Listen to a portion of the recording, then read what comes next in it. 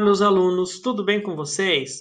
Sou o professor William, vim através deste grande apresentação, desse diálogo que terei com vocês, ministrar a disciplina de Clínica Médica. Dentro da Clínica Médica, gostaria de iniciar o assunto falando um pouquinho da telectasia.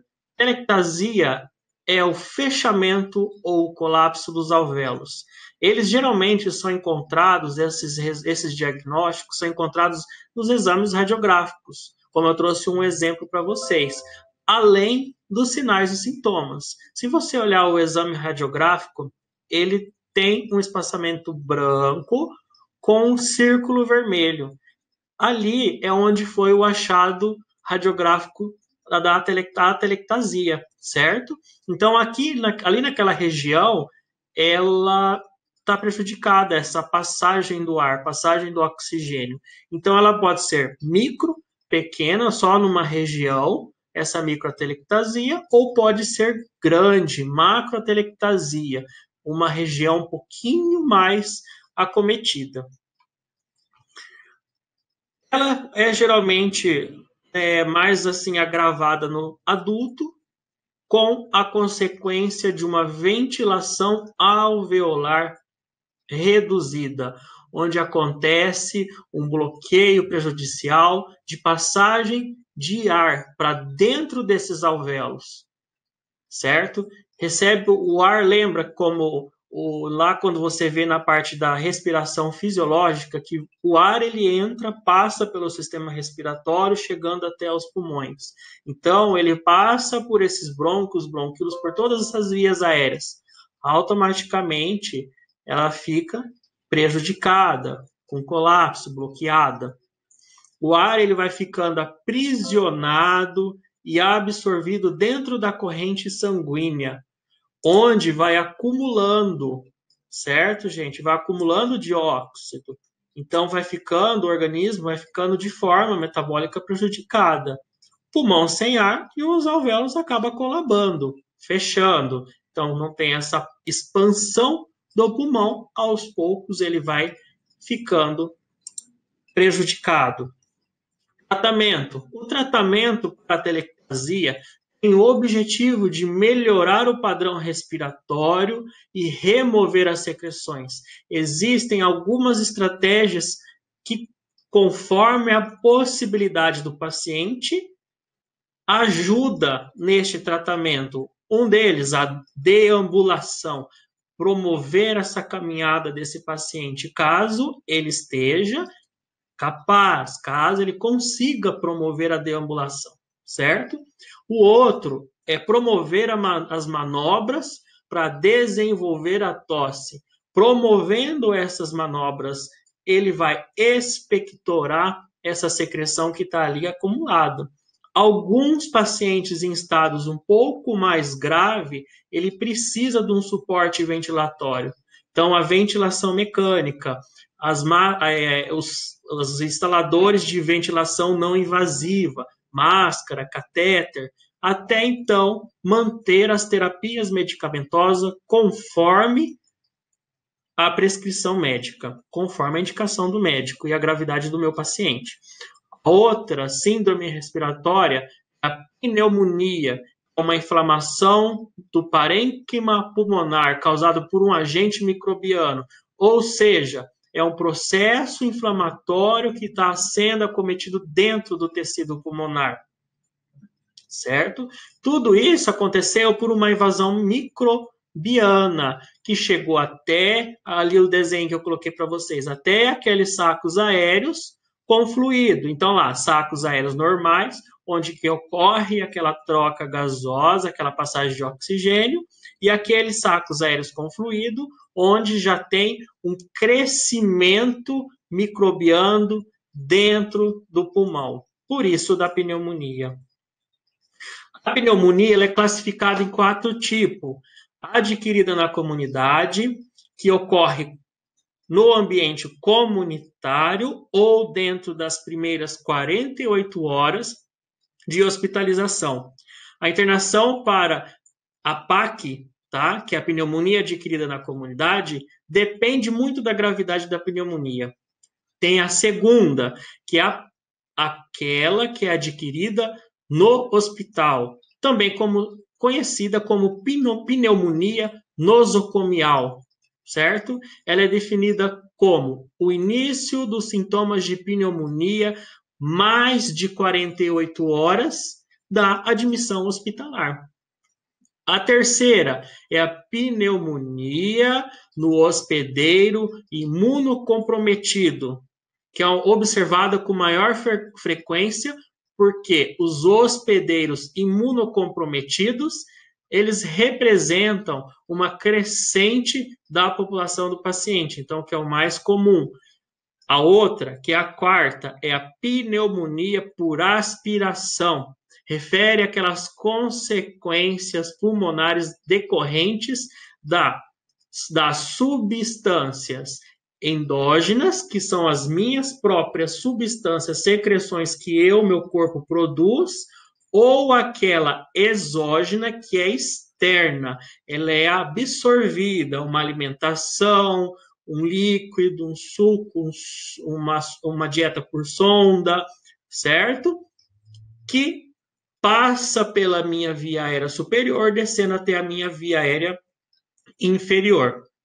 A forma mais comum dessa pneumonia é por aspiração. É a infecção bacteriana, que é uma consequência desse processo, que inicia-se lá no processo da minha região de vias aéreas superiores, descendo até a minha região de vias aéreas inferiores. Lembra-se, divide pescoço para cima, vias aéreas superiores, pescoço para baixo, vias aéreas inferiores. Manifestação clínica. Manifestação clínica, sinais e sintomas. Sinais e sintomas vai depender da gravidade, vai depender da evolução e de cada organismo. Cada organismo vai responder de uma forma. Se o meu paciente for diagnosticado com a pneumonia streptocóxica ou pneumocóxica, que é a pneumonia bacteriana, vai ter inícios de calafrios, febre, dor torácica, respiração profunda acompanhada de tosse.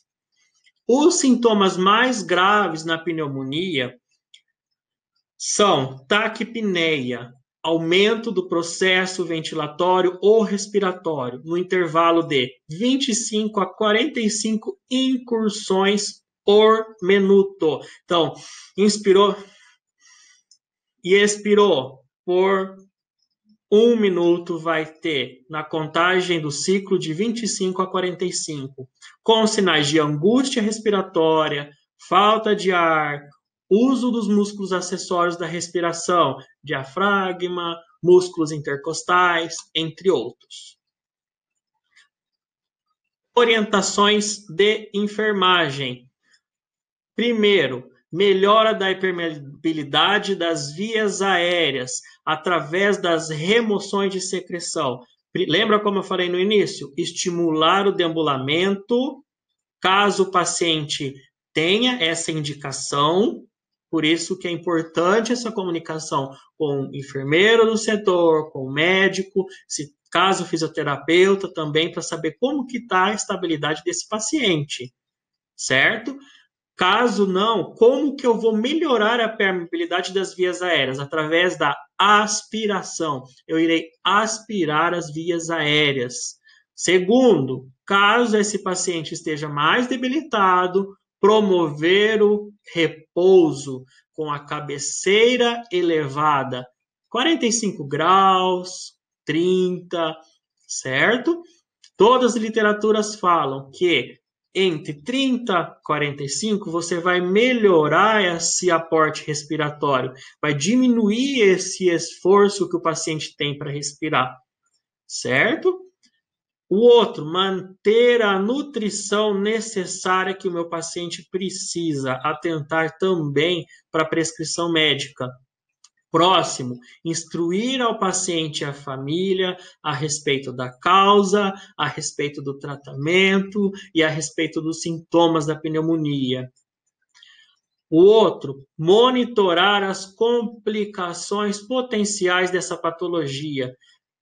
Nós sempre tratamos os sinais e sintomas. Tem todos a sintomatologia, só que cada organismo vai apresentar de uma forma diferente do outro colega.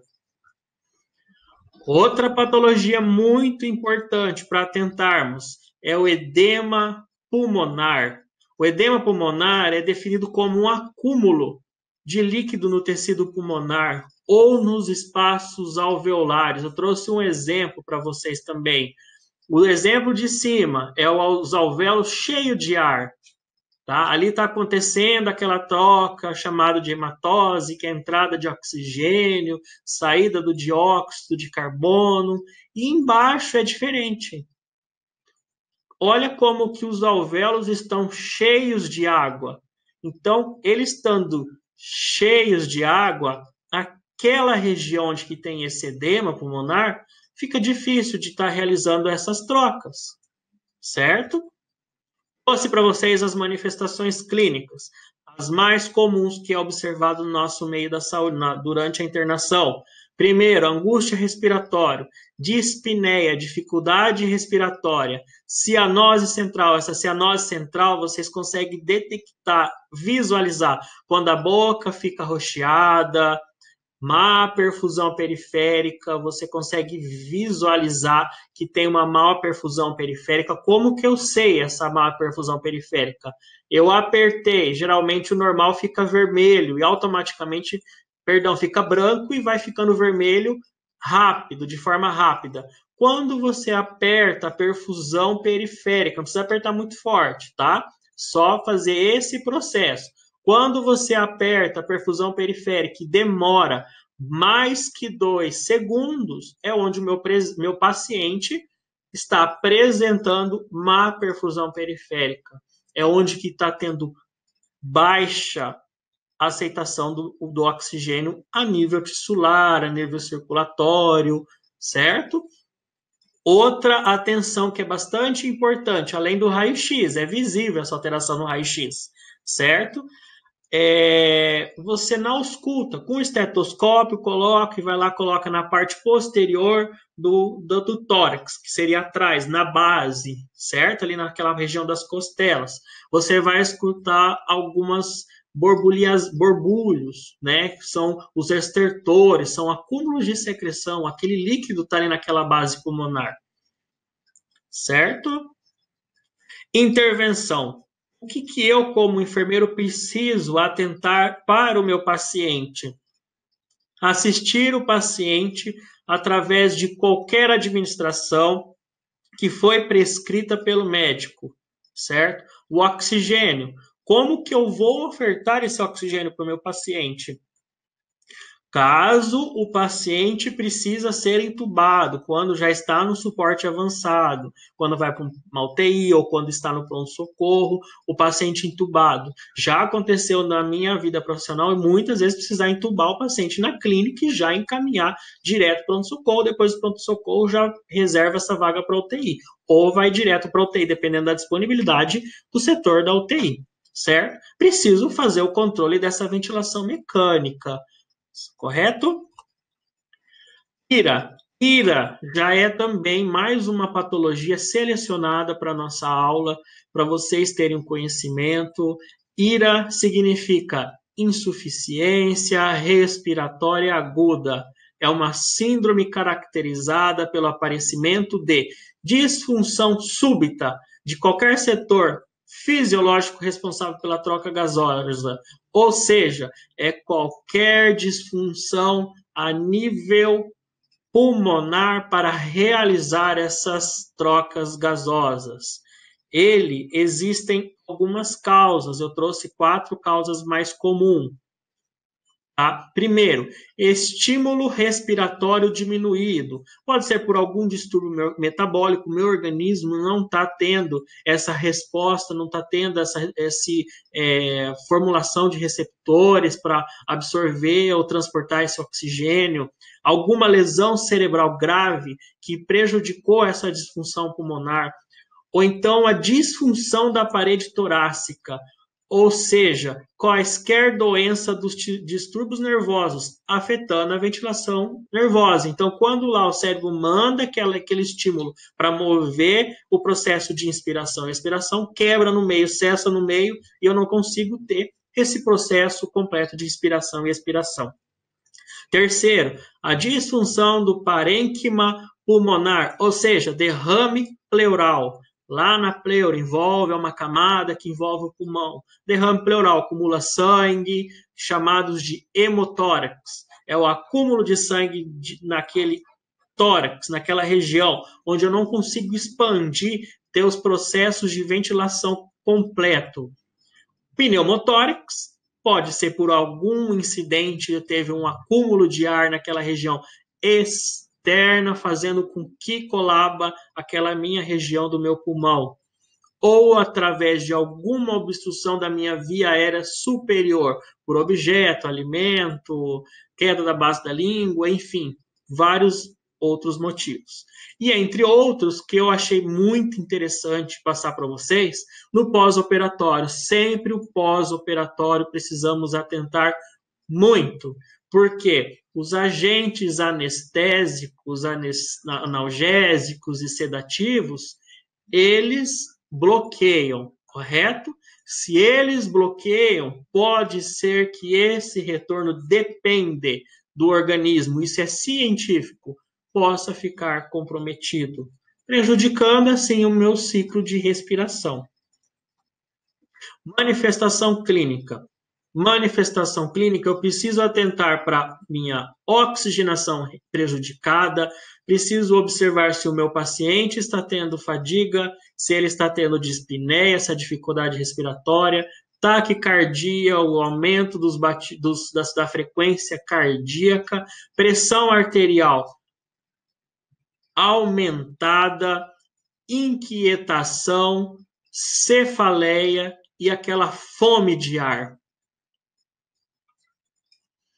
Tratamento. O objetivo do tratamento é corrigir e restaurar as trocas gasosas suficientes para o pulmão. Então, eu preciso atentar para todos os sinais vitais se eu estou tendo uma resposta suficiente para esse meu paciente. Se todas as indicações prescrita está sendo recebida de forma correta para o meu paciente, de forma que ele esteja se adequando a esse tratamento, a essa terapia. Caso contrário, eu preciso comunicar o meu superior imediato para que entre em contato com o médico para tomar uma segunda alternativa.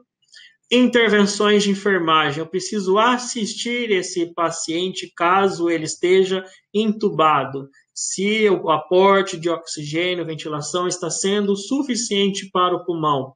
Eu preciso avaliar clinicamente se o meu paciente está recebendo esse oxigênio de forma correta, através da oximetria de pulso. É um aparelhinho que coloca no dedo, certo? Para daí eu verificar o nível de oxigênio.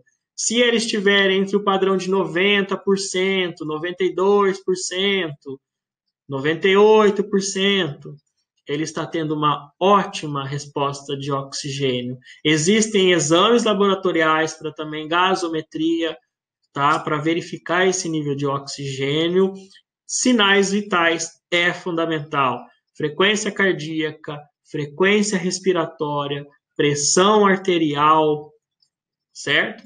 Temperatura e queixas. A queixa é muito importante eu também estar analisando. Outra patologia muito importante que está relacionado aos distúrbios pulmonares, a embolia pulmonar. Embolia pulmonar é uma obstrução da artéria pulmonar ou de ramos. Pode ser ele por um trombo ou por mais que um trombos, certo? Então, ele é uma obstrução naquela região daquele pulmão que prejudica esse ciclo de troca gasosa. Essa obstrução pode ser por tromboembolia, um trombo está no local, ele vai mover até essa região. por isso chamado de tromboembolia. Quando esse trombo se move, chamamos de tromboembolia. Outro, podemos ter através de obstrução por massa intravascular, sólida, líquida, gasosa, que também se transporta por toda essa região da artéria, chegando até um determinado alvéolo, fazendo com que tenha essa prejudicação, certo? Pulmonar do ciclo. Entre outras também, fragmentos de tumor, também pode alterar esse ciclo, acontecer essa embolia pulmonar. Manifestações clínicas.